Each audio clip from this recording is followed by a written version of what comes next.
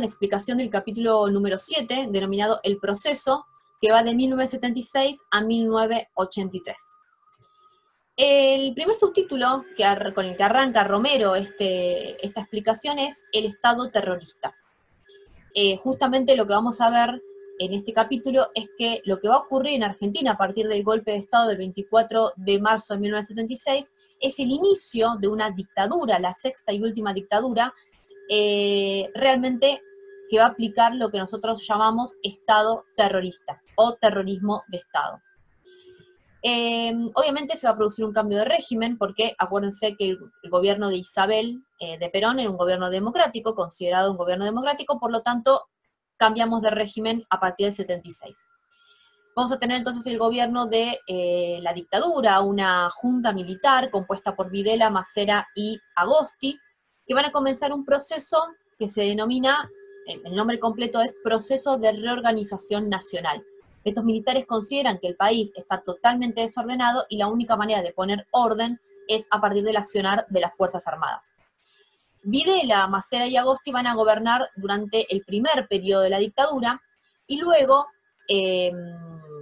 va a continuar el gobierno Roberto Viola a partir de 1981, militar también, va a estar poco tiempo y enseguida va a sucederlo Galtieri en 1982. Galtieri va a ser muy importante porque durante el gobierno de este militar se va a llevar a cabo la llamada Guerra de Malvinas, que para los argentinos es muy importante. Y el último militar que va a gobernar se llama Roberto Viñone. Viñone va a suceder a Galtieri cuando la sociedad pida el fin de la dictadura. Después vamos a ver por qué la sociedad pide el fin de la dictadura. Todo estos presidentes, este gobierno va a ser, por supuesto, una dictadura, por lo tanto no va a haber cambio de régimen, solamente va a haber cambio de gobierno.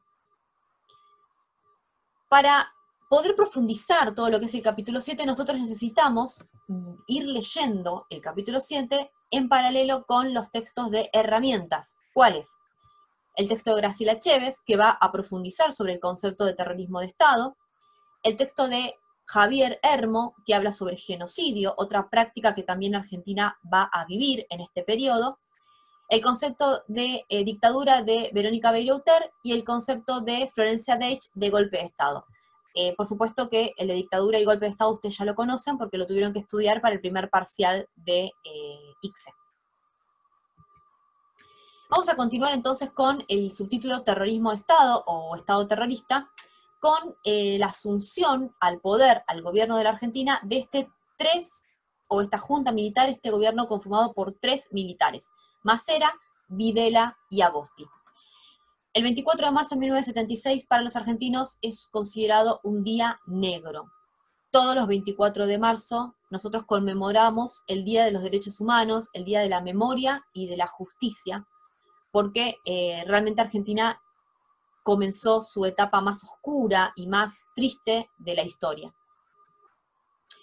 El golpe de Estado prometía realmente restablecer el monopolio de la violencia estatal, digamos, ¿no? Acuérdense que estos conceptos también los habíamos visto cuando estudiamos el texto de Pedrosa, ¿no? El Estado es la única institución que detenta, reclama para sí el monopolio de la violencia. ¿Y por qué en estos momentos no existía un Estado único que tuviera justamente el monopolio de la violencia?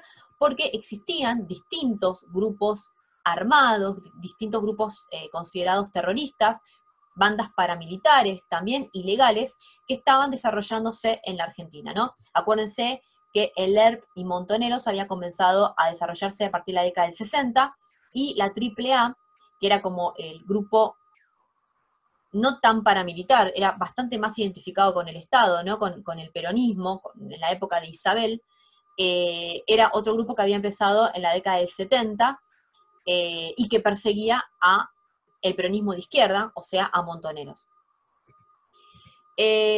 Por lo tanto, frente a este contexto de caos y de violencia, se produce el golpe, un golpe de alguna manera legitimado por la sociedad, y comienza este proceso de reorganización nacional, que es el nombre que los militares le dan a este golpe de Estado.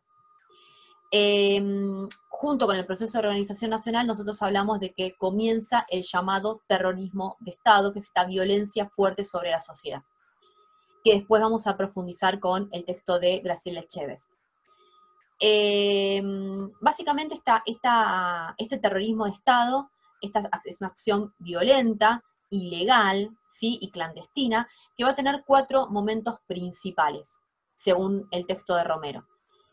Se va a secuestrar a mucha cantidad de gente, personas que son sospechadas de ser parte de estos grupos guerrilleros, ¿sí? Se los va a torturar, porque son los métodos de la época, la tortura para extraerle información, muchas veces para que delate a otros compañeros que están implicados en supuestos actos terroristas. Se los va a tener detenidos, cautivos durante mucho tiempo. Finalmente se los va a asesinar y se los va también a desaparecer. La ejecución es clandestina, porque en Argentina no existe la pena de muerte. Por lo tanto, se los va a asesinar y se los va a hacer desaparecer. Los cuerpos no van a ser encontrados porque van a ser desaparecidos, ¿sí? Surge una nueva figura que es la figura del desaparecido. Por supuesto, para llevar a cabo todo este tipo de acciones, como mostrábamos anteriormente, las del secuestro, tortura, detención y ejecución, se necesitó todo un aparato estatal puesto al servicio de esta acción terrorista, ¿no? Por lo tanto, el Estado debía garantizar la creación, ¿sí? O puesta en funcionamiento de centros clandestinos o ilegales, obviamente, de detención de personas. Estos centros se hallaban en toda la Argentina.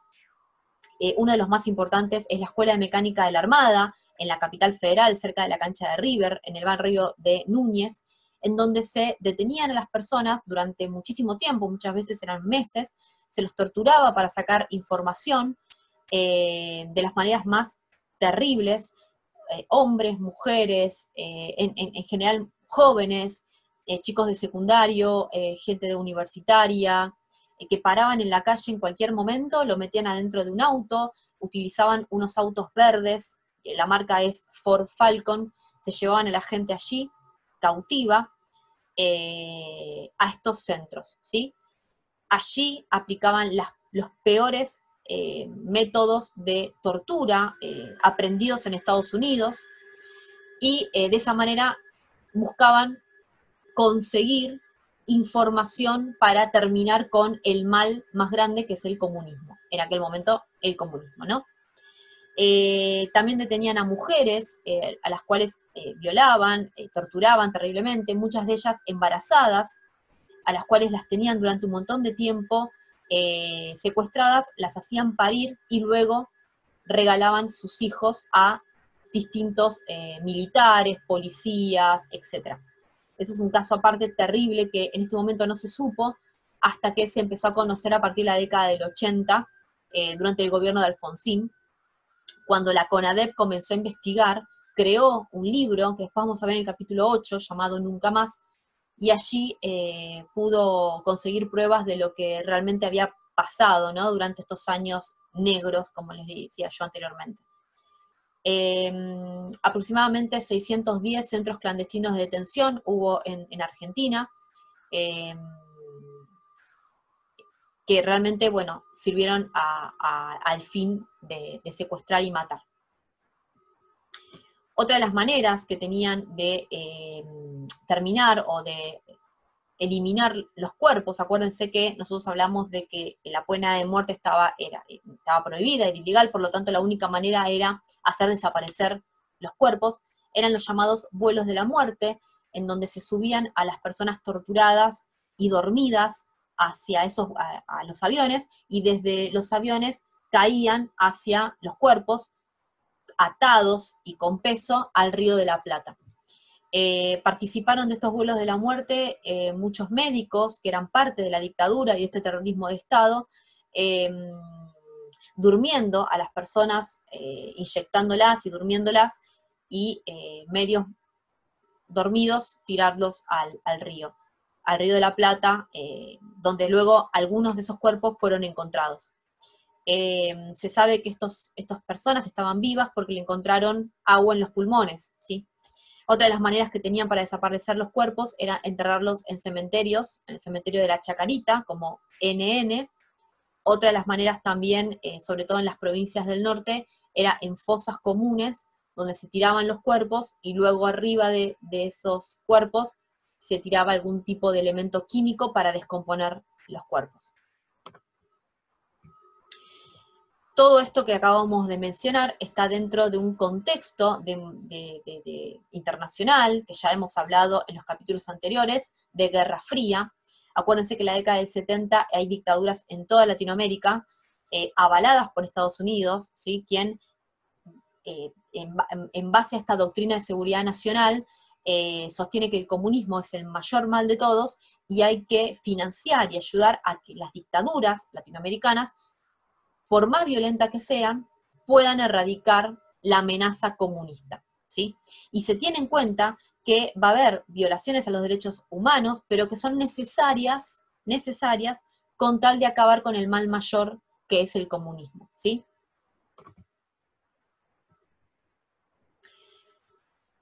Próximamente vamos a trabajar sobre la parte económica, ¿sí? Porque además de haber habido un terrorismo de Estado, una violencia sistemática sobre toda la sociedad para acabar con esta amenaza comunista, también se cree, los historiadores sostienen, que hubo otro fin, que los militares no solamente llevaron a cabo este terrorismo de Estado, este proceso de reorganización nacional violento sobre la población, solamente para combatir el comunismo, sino también para erradicar cualquier fuerza opuesta al plan económico que ellos tenían pensado llevar a cabo. El plan económico era el neoliberalismo, ¿sí? Por lo tanto, ahora vamos a hablar entonces de la parte económica de esta dictadura. Hay 3 subtítulos que Romero menciona en su libro, ustedes lo van a ver en el resumen, o en el libro también está, obviamente, que es la economía imaginaria, la economía real y achicar el Estado y silenciar a la sociedad. Esos 3 subtítulos de alguna manera nosotros lo vamos a resumir con lo que es la economía durante la dictadura del 76. La transformación económica estuvo a cargo de un señor llamado José Martínez de Oz, ministro de Economía de la dictadura militar, sobre todo de los primeros 5 años de la dictadura militar. Este señor era parte de una de las familias más importantes de la Argentina. Los Martínez de Oz eran terratenientes, históricos terratenientes de la época de Roca. ¿Se acuerdan cuando Roca llevó a cabo la campaña al desierto de 1879? Que fue hacia el sur, tomando tierras de los indígenas, y volvió y la repartió entre grandes familias que habían financiado esa campaña. Bueno, los Martínez de Oz eran una de esas familias. Y lo que va a hacer este ministro de Economía a partir de 1976 es una serie de medidas que son bastante negativas para lo que es la industria nacional, lo que es el trabajo y demás. Una de las primeras cosas que hace Martínez de Oz es llevar a cabo medidas que terminan destruyendo el aparato productivo, ¿sí? Sobre todo las industrias nacionales. Considera que las industrias nacionales creadas en la década del 30 y en la década del 40 han traído desórdenes en la Argentina, han traído muchos conflictos entre los patrones y los obreros. Por lo tanto, Argentina no se debe dedicar al desarrollo industrial. Argentina debe dedicarse básicamente a producir materia prima. Otra de las acciones que va a llevar a cabo, y que de alguna manera es una de las acciones que destruyen este aparato productivo, es la apertura a las importaciones. ¿Por qué?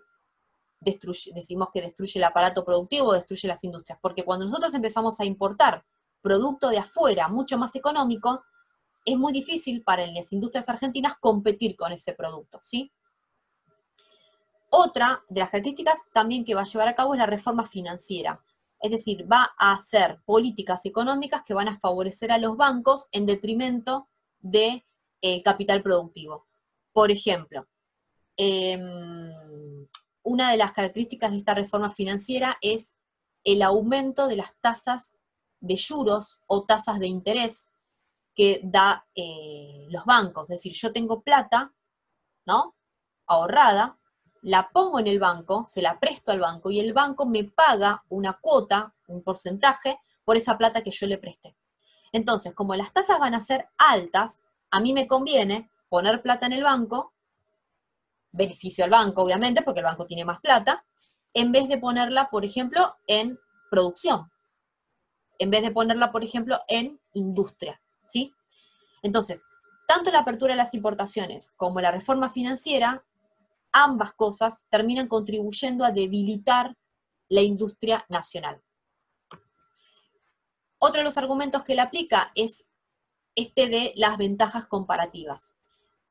Martínez de Hoz defiende la producción agropecuaria porque sostiene que Argentina debe dedicarse a producir lo que le es fácil, en lo que el país tiene ventajas comparado con otros. Argentina es un país muy grande, muy fértil, que perfectamente puede producir producto agropecuario. Entonces, ¿para qué producir otra cosa si comparativamente le va mejor produciendo materia prima? Entonces hay que producir materia prima. Entonces va a terminar llevando a cabo políticas que van a beneficiar al campo. Todo esto va a ir produciendo una gran concentración económica en grandes empresas, porque obviamente las empresas más chicas no van a poder competir con el producto importado. Cuando quieran pedir un crédito al banco, se van a dar cuenta que la tasa de créditos es muy cara y es imposible de pagar, por lo tanto van a empezar a quebrar y van a ser muchas veces absorbidas por grandes empresas, que son las que se benefician de estas políticas económicas que lleva a cabo la dictadura. Y también va a haber un achicamiento del Estado. Es decir, el Estado va a reducir su gasto.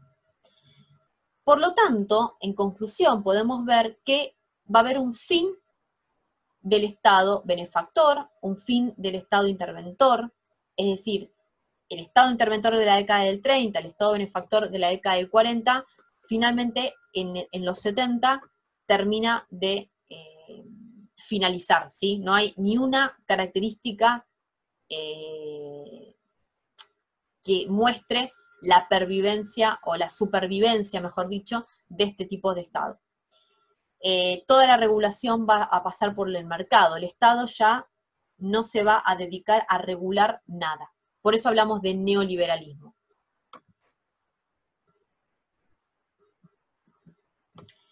También vamos a ver que a pesar de este achicamiento del Estado, los militares no le van a dejar hacer tanto a Martínez de Hoz. Hay muchos militares muy nacionalistas que, por ejemplo, van a abogar o a defender que haya un Estado que por lo menos tenga presencia en la obra pública, por lo tanto va a haber mucha obra pública, y por eso también Romero dice que no va a haber desempleo, porque nosotros anteriormente habíamos visto que se destruye mucho el aparato productivo, pero hay poco desempleo. Bueno, justamente hay poco desempleo porque muchas de las personas que pierden el empleo en las industrias van a migrar hacia la obra pública.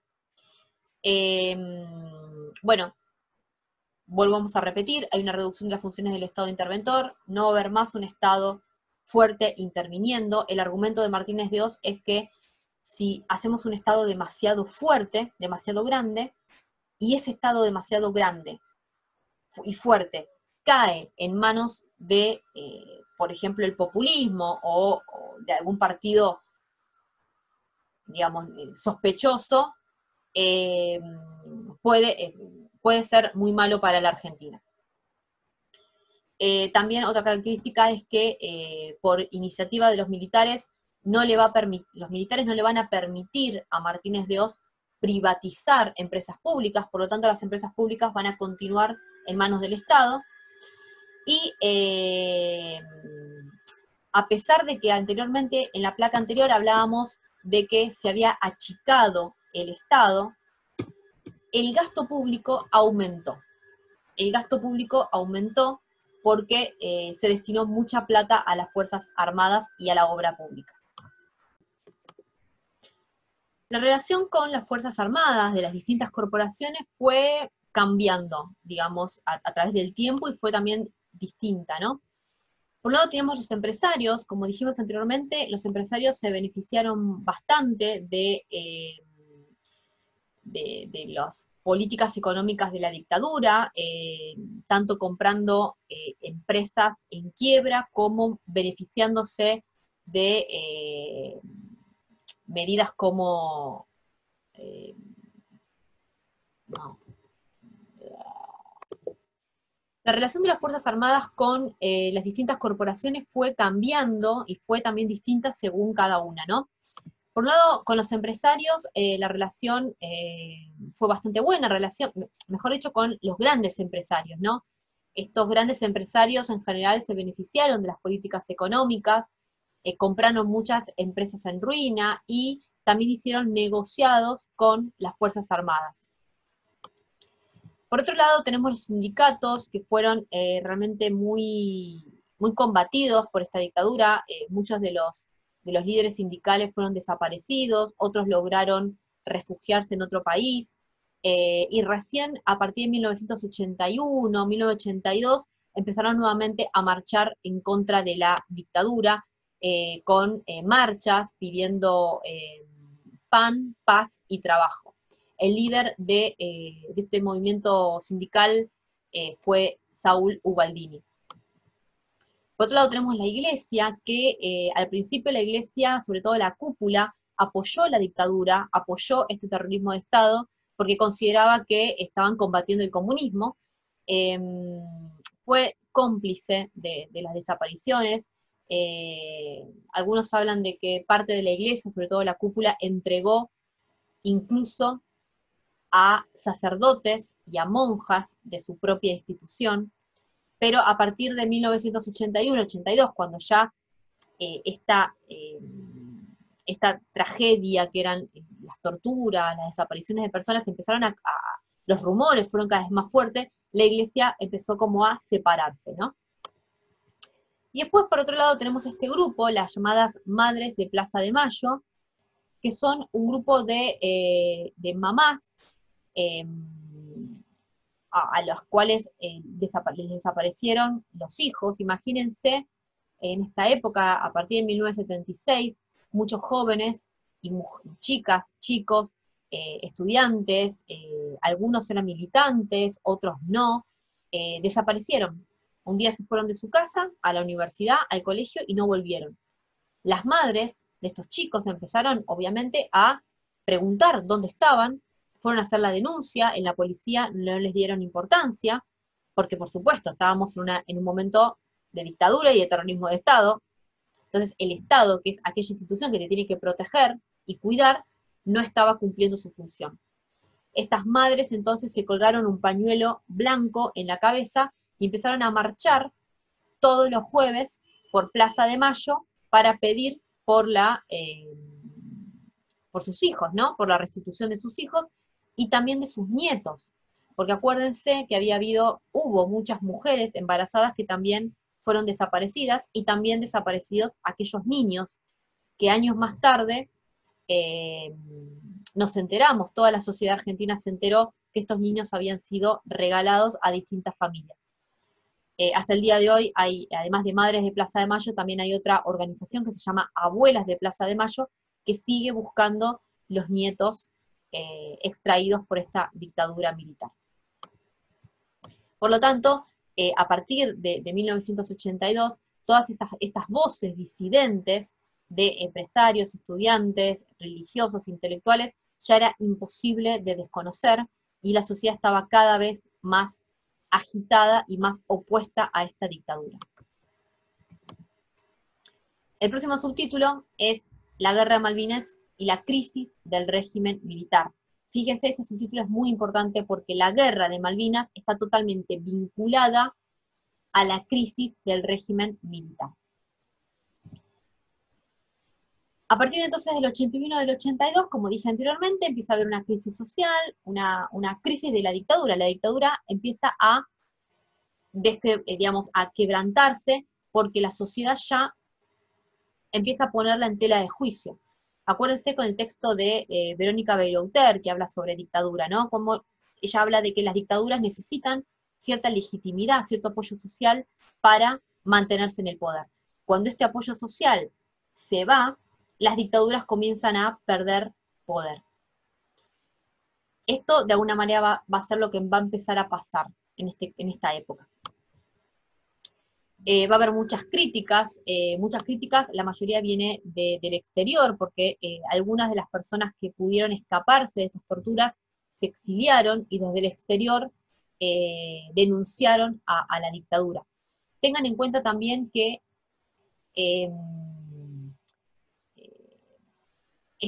estas denuncias van a ser tomadas por la dictadura militar como una campaña anti-argentina, y entendamos también que en este contexto muy pocas personas saben lo que realmente está pasando en Argentina, ¿sí?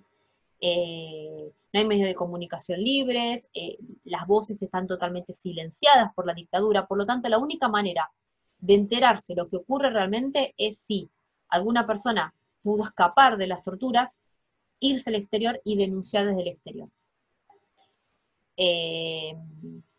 Los rumores son cada vez más fuertes y, por supuesto, van a ser imposible de desoír, pero al principio las personas no sabían lo que estaba ocurriendo en esta época. En 1981 asume el presidente Viola, que reemplaza a Videla, que había estado 5 años en el poder. Viola está muy poco tiempo, pero bueno, continúa beneficiando a los grupos más concentrados. Por ejemplo, le perdona las deudas públicas a empresarios privados, es decir, estatiza la deuda de los privados. Y al poco tiempo asume Galtieri. Galtieri es un presidente que pertenece a la Marina, se va a presentar a sí mismo como el salvador del proceso, el salvador de la dictadura. Acuérdense que en estos momentos la dictadura está en el ojo de la tormenta, la sociedad ya está cansada, y Galtieri viene de alguna manera a reposicionar a esta dictadura, ¿sí? Busca unir a los argentinos, y para eso entonces se le ocurre una idea, que es la de devolverle al pueblo argentino algo que el pueblo argentino viene reclamando desde el siglo XIX, que es la restitución de parte de Inglaterra de unas islas, que son las Islas Malvinas, que están ocupadas por Gran Bretaña, por Inglaterra, desde el siglo XIX. Es decir, el 2 de abril de 1982, Galtieri decide invadir las Islas Malvinas. Las Islas Malvinas son unas islas que están en el sur de la Argentina, sobre el Atlántico. Son 2 islitas que pertenecían a España desde la época colonial, cuando Argentina también pertenecía a España. Con la independencia en 1816 pasaron a ser de Argentina y fueron ocupadas por los ingleses en 1933. Desde ese entonces, Argentina reclama con cada gobierno la restitución de esas islas que fueron, como dije, ocupadas violentamente por los ingleses en 1833. ¿Cuál era el plan de Galtieri? Básicamente Galtieri pensaba en esto, pensaba en tomar las islas, unir a los argentinos, porque los argentinos se pondrían muy felices de que las islas volvieran a ser argentinas, y de esta manera conseguir el apoyo social realmente que el proceso, o que esta dictadura en decadencia necesitaba para continuar. Nunca se imaginó Galtieri que podía ocurrir una guerra con Inglaterra. Nunca. Aquí ocurre lo que se llamó la Operación Rosario, que es desde el continente, esto es parte del continente de la Argentina, el sur, se cruzan hacia las islas que están acá arriba, aquí arriba, ¿sí? La Operación Rosario fue una operación donde los militares llegaron a las islas y tomaron rápidamente las islas, reduciendo muy rápidamente a los ingleses que estaban allí, y enseguida izaron la bandera argentina. Sacando a la inglesa, ¿no? Por supuesto. Pero, ¿qué pasaba en Inglaterra? Galtieri lo primero que había pensado es que una vez tomadas las islas, Inglaterra se iba a enterar de esto, y lo único que iba a pedir Inglaterra era una restitución económica, es decir, quédense con las islas, pero denos plata por ellas. Pero en Inglaterra gobernaba Margaret Thatcher, la mujer de hierro, que le venía bien una guerra porque también tenía algunos conflictos internos y también buscaba unir a los ingleses. Por lo tanto, al poco tiempo de Inglaterra enterarse de la invasión argentina a las islas, lleva a cabo la invasión también y comienza la guerra. Desde Inglaterra van a salir aviones, portaaviones y barcos, y va a comenzar la guerra. Acá podemos ver mejor la ubicación de las Islas Malvinas, ¿sí? Bien al sur. Lo primero que hicieron los diarios, los medios de comunicación argentinos, cuando Argentina retomó las islas el 2 de abril, fue poner que Argentina había recuperado las Islas Malvinas, ¿sí? Y además, una vez que Inglaterra llegó a las islas y comienza la guerra, que va a durar hasta junio, todo el tiempo nosotros en Buenos Aires y en las distintas provincias pensábamos que la guerra la estábamos ganando, porque Galtieri y los militares nos decían que la guerra la estábamos ganando. Por ejemplo, esta es una revista muy importante de la Argentina que dice, estamos ganando. Lamentablemente, la guerra la perdimos, ¿sí? Fue una guerra muy cruenta, que duró de abril a junio. Acá tenemos algunas cifras, la cantidad de fuerzas argentinas y la cantidad de fuerzas británicas, la cantidad de muertos del lado argentino, 649 muertos, del lado inglés 255 muertos. Algunas imágenes, la realidad es que la guerra es algo que hasta el día de hoy a los argentinos nos duele. Todos los 2 de abril conmemoramos la fecha el Día de los Caídos en Malvinas. Todos estos soldados fueron, muchos de los soldados sin preparación física, sin preparación militar, con poco abrigo. Imagínense que la ubicación de las Islas Malvinas es bien al sur, como les mostraba aquí, muy baja la temperatura, unos vientos muy fuertes, fueron chicos muy jóvenes a la guerra, con poca preparación, como les decía anteriormente, con muy poca comida, viviendo como les digo, en clima muy árido, muy duro, muy duro. Las cosas que los sobrevivientes, soldados sobrevivientes cuentan de lo que fue la guerra es realmente muy terrible, y también muchos de los que sobrevivieron a la guerra se suicidaron años más tarde. También tenemos el rol de las mujeres, viajaron muchas mujeres como enfermeras a la guerra.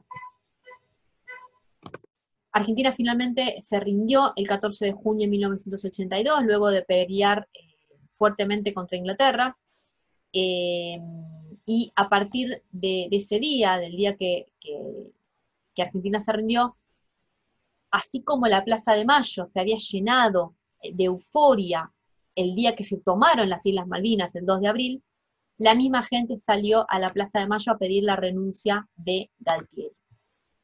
Galtieri finalmente renunció. A partir de este momento, dice Nicolás Simone, que después lo vamos a ver en herramientas, comienza la transición a la democracia. Con la renuncia de Galtieri, con la pérdida de la guerra de Malvinas, se termina lo que es la dictadura fuerte y comienza el tránsito hacia lo que después va a ser la democracia, que se va a terminar de consolidar recién en la década del 90. Lo vamos a ver después con Nicolás Simone. El próximo y último subtítulo es la vuelta a la democracia. Al renunciar Galtieri, asume Reinaldo Vignone, el último militar que va a gobernar la Argentina, es el presidente de la transición. A partir de ese momento empiezan a conocerse totalmente, hay como un destape, y se comienzan a conocer los horrores de lo que fue el proceso. Va a haber un gran reconocimiento a las madres de Plaza de Mayo por haber buscado durante incansablemente a sus hijos, que todavía siguen buscando. Los militares, Vignone, van a sancionar una ley, que es una ley de autoamnistía, en donde en realidad ellos buscan justificar los horrores de esa guerra, ¿sí? Ellos hablan de guerra sucia, nosotros no hablamos de guerra sucia, hablamos de terrorismo de Estado. Esta ley luego va a ser derogada por el próximo presidente democrático, que es Alfonsín, a partir del 83. Va a haber nuevamente un nuevo activismo sindical, los partidos políticos comienzan a organizarse, obviamente, porque bueno, la idea es justamente devolverle el poder a los civiles, y tanto el Partido Radical como el Partido Peronista comienzan justamente a cosechar amplios apoyos, y cada vez hay más gente que quiere participar en política en uno o en otro partido. Los candidatos más importantes a la democracia, a la presidencia, perdón, democrática, son por un lado Raúl Alfonsín, que pertenece a la Unión Cívica Radical, y por otro lado Ítalo Luder, que pertenece al justicialismo o al Partido Peronista, que es lo mismo. Raúl Alfonsín tiene un discurso muy, muy poderoso, un discurso anti-dictadura, anti-autoritarismo, un discurso que busca consolidar las bases del Estado, fortalecer la democracia, y es con ese discurso que va a terminar ganando las elecciones a un Ítalo Luder que es más pasivo, que es más tranquilo. Y además la sociedad no quedó con un muy buen recuerdo de la última etapa del peronismo, por lo tanto le van a dar el voto de confianza a Raúl Alfonsín. Estas son las boletas de los ambos candidatos, Raúl Alfonsín por la Unión Cívica Radical y por otro lado Ítalo Luder por el Partido Peronista o Justicialista. Comienza una nueva etapa democrática con el triunfo de Raúl Alfonsín, que va a ganar las elecciones del 83 con el 52% de los votos. Lamentablemente se cierra una etapa muy triste, dejando un saldo de 30.000 desaparecidos, es lo que dicen los grupos de derechos humanos que hubo en Argentina, 30.000 desaparecidos, y hasta el día de hoy se continúan los grupos de derechos humanos buscando a los nietos de aquellas madres y padres que fueron asesinados en este terrorismo de Estado.